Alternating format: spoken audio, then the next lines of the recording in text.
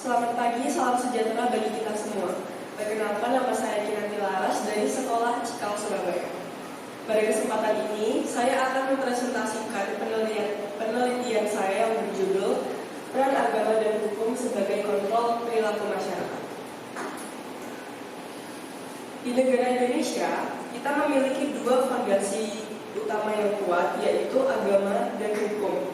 Secara ideal, keduanya seharusnya mampu mengontrol perilaku masyarakat.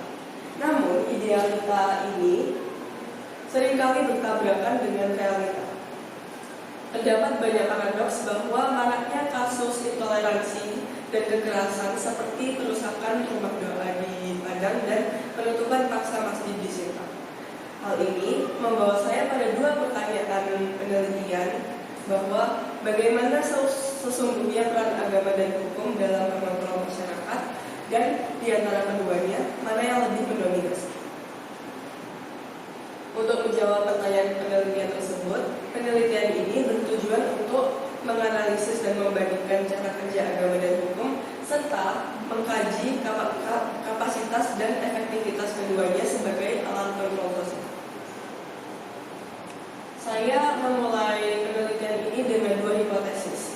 Pertama, yaitu bahwa agama mengontrol dari dalam melalui moralitas, sementara hukum mengontrol secara formal melalui aturan tertulis.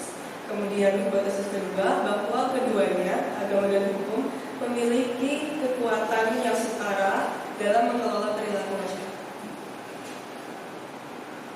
Penelitian ini menggunakan pendekatan kualitatif dengan desain deskriptif analitis.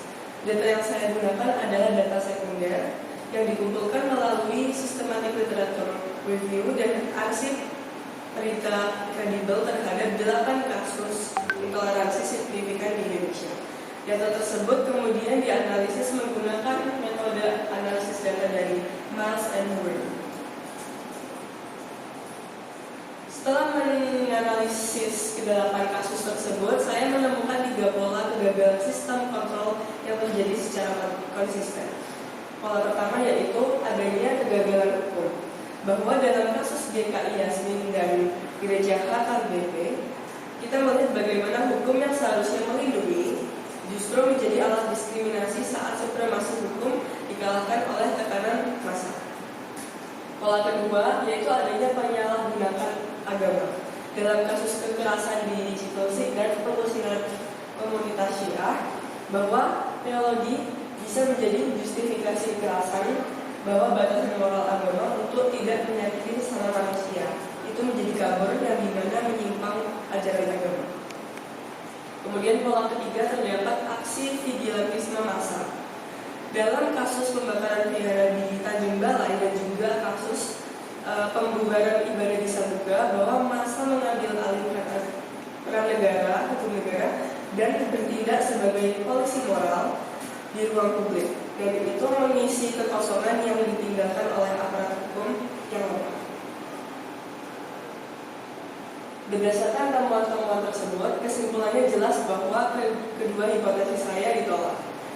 Kapasitas agama dan hukum ternyata tidak setara dalam praktiknya. Kontrol sosial informal yang digerakkan oleh sentimen keagamaan mayoritas terbukti jauh lebih mendominasi daripada kontrol hukum formal yang seringkali lemah dan tidak berdaya. Oleh karena itu, saya menyarankan agar penelitian selanjutnya dapat mengeksplorasi lebih bagaimana pengelolaan aturan agama dan hukum dapat diperbaiki agar menjadi alat kontrol yang lebih efektif dan adil bagi semua warga negara. Demikian presentasi dari saya. Terima kasih atas perhatian.